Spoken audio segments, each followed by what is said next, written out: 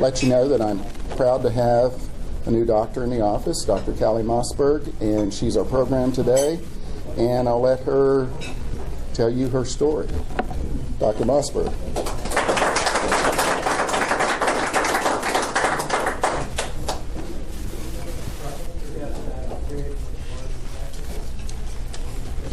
All right. Is it working? All right. Well, I really appreciate everybody being willing to come and listen to me talk today.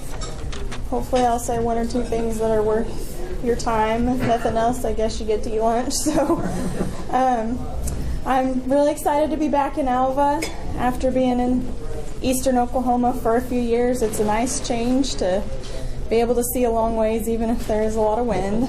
But the people here are a lot nicer and easier to talk to, and maybe a little more normal, or more my normal anyway. So I'm just going to talk a little bit about how I got here, I guess, a little bit about optometry school. So I grew up in Beaver, Oklahoma, and all my family's still out there. I came to Northwestern and started in 2003, and I graduated in 2008 with my degree in biology. I'm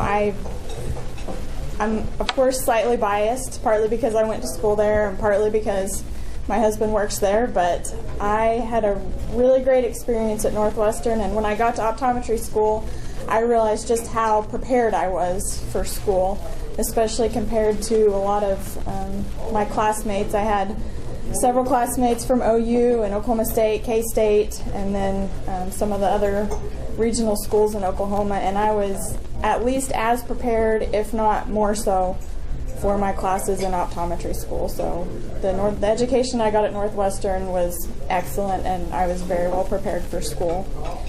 So I graduated from Northwestern in 2008, and while I was in school, and then a little bit afterwards while I was trying to decide what to do with my life, I had the great pleasure of working at Ridgeview with Dr. McKinley and Dr. Lohman.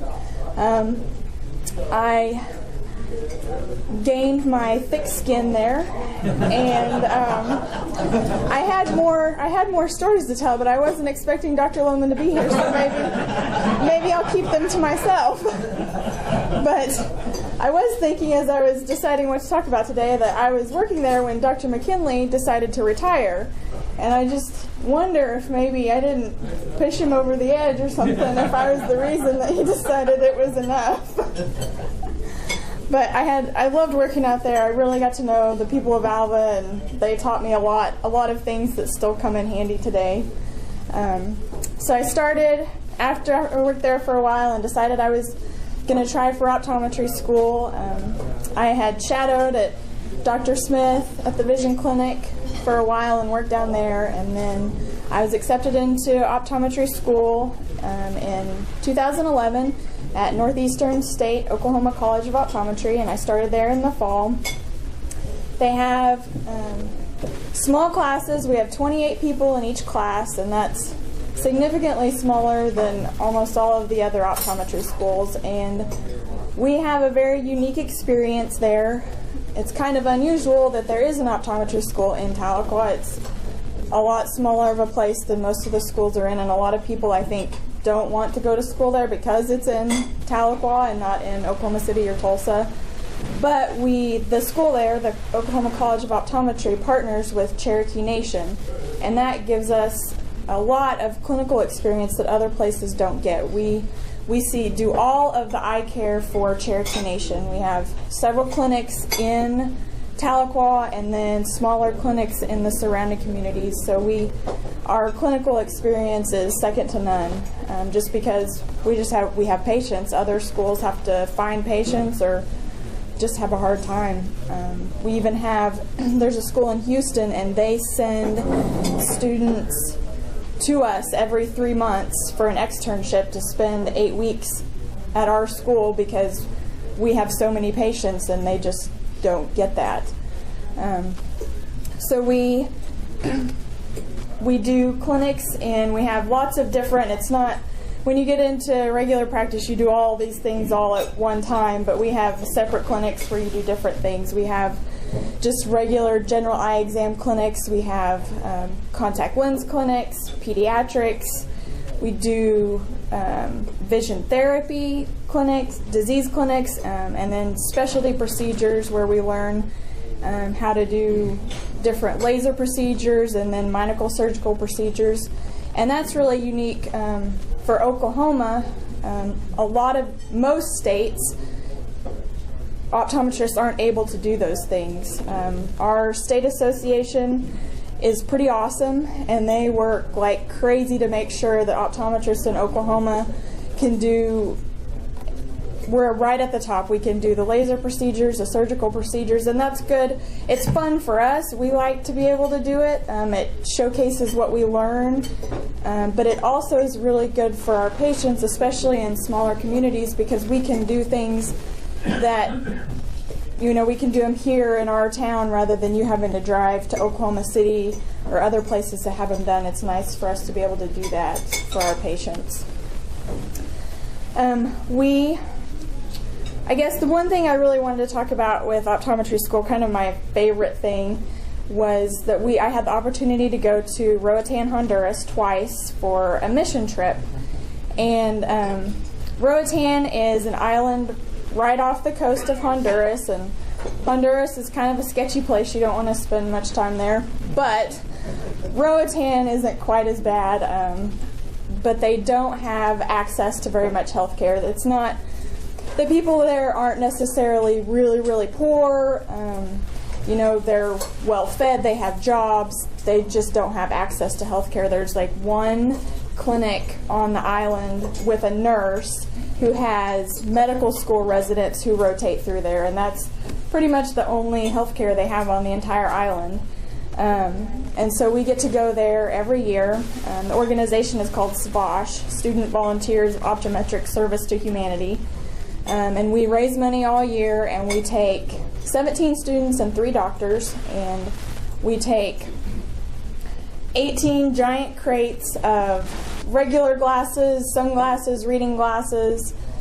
We take eye drops and toys for the kids and all of our equipment, and we go and we see patients for 4 days, all day long. We partner with a church there, and people donate glasses for us to take. Some frame companies and lens companies donate the sunglasses and the reading glasses, but then we just get donations from people of old eyeglasses that they have, and we mark them with the correct prescription, and then as we see patients and figure out what their glasses prescription is, we try to match what their prescription is with something that we have. And we generally can get close enough that it's definitely better than nothing, which is what a lot of them have. And we see about, over the span of 4 days, we see about 1,000 patients. We go to 2 different communities, and it's just so different and amazing to see these people who, you know, getting reading glasses is, I mean, you could really probably go across the street to Jiffy Trip and get a pair of reading glasses if you were really desperate, and they just don't have that. I had a gentleman I did an exam on, and I put a pair of reading glasses on him, and he about started crying because that was the first time in 12 years that he'd been able to read his Bible, and we don't see that here. And then I had a little 8-year-old boy, and he had never had glasses before, and he had a pretty high prescription. He came on one of the last days, and so our selection of glasses was getting pretty low. And so I took him over to find a pair of glasses, and the only thing we had that was close to his prescription, they were awful, like 1980s giant frames, and I just felt so terrible giving this little kid these glasses. And he put them on and got this huge smile on his face, and I was looking around trying to find something better for him, and I couldn't even get him to take them off. So he didn't care what they looked like. He was just happy to be able to see again. So that was probably my favorite thing about optometry school, was getting to go and really help people. That's why we do what we do, is to help people see better. And luckily here in the United States we have lots of different tools to be able to do that. We're not limited by what we can get over in the airplane in a few crates. So,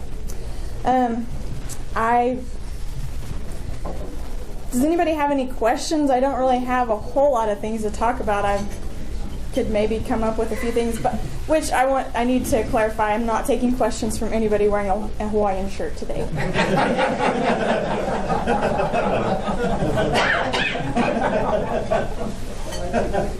Yes, Dr. McKinley. I just want to say you did an excellent presentation. I really enjoyed it. Thank you. I was sitting here thinking that you got a chance to work with Dr. Smith, Dr. Roman both over the last few years. You'd like to draw a comparison. You know, I was asked basically that same question when I spoke at Rotary, and I deferred. So. One requires a head gate, the other no.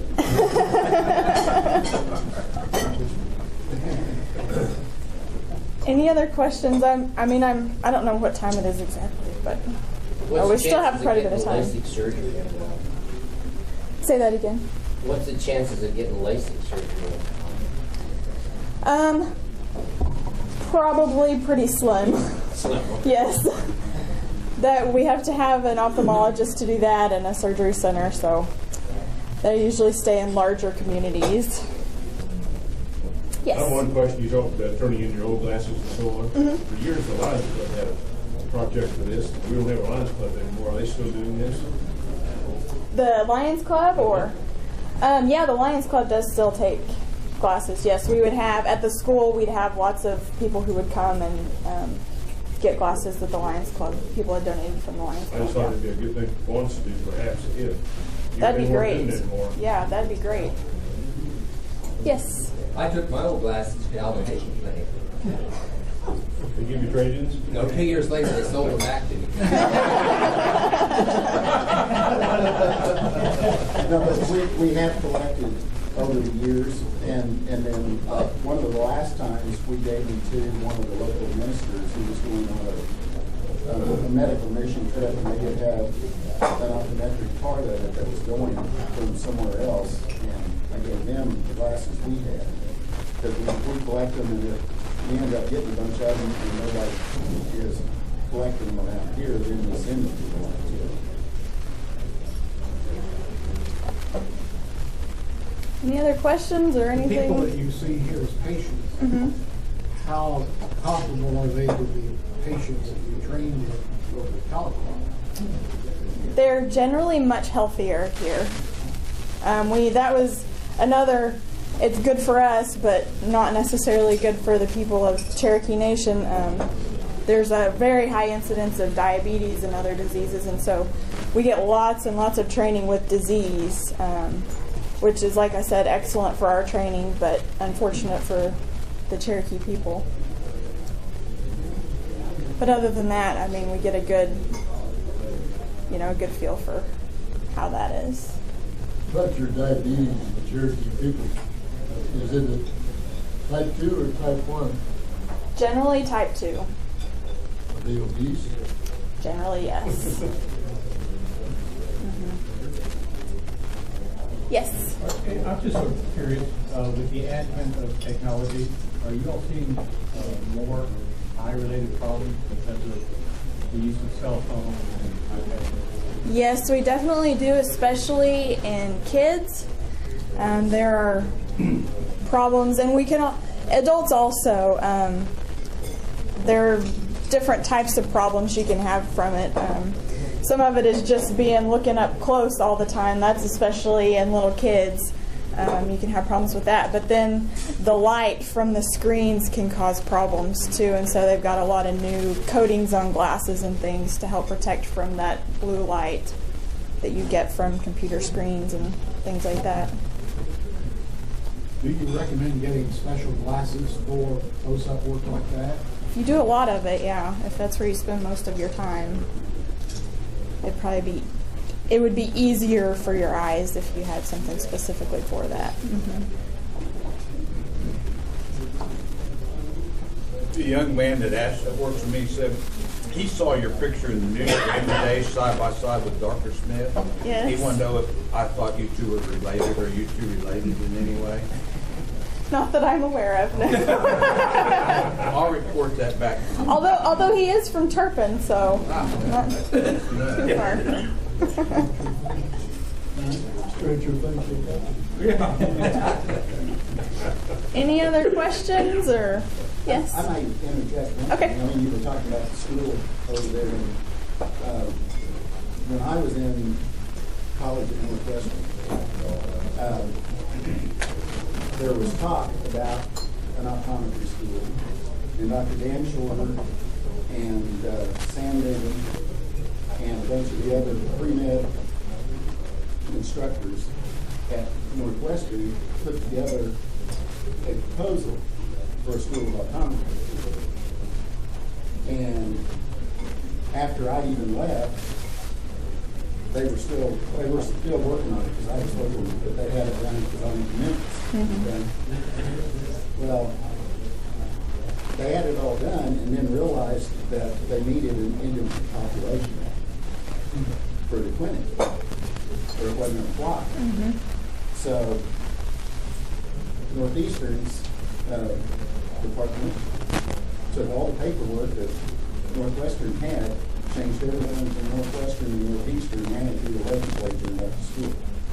I didn't know that. So it was actually written by Sam Bigham and a bunch of those guys here at Northwestern, and Outlaw just took it and ran it because they had an indigent population Yeah. to work with. Yeah, So, that's interesting. I didn't know that. because I knew there was, when I was in school in Memphis, I knew that there was going to be a school in Oklahoma, and other people didn't.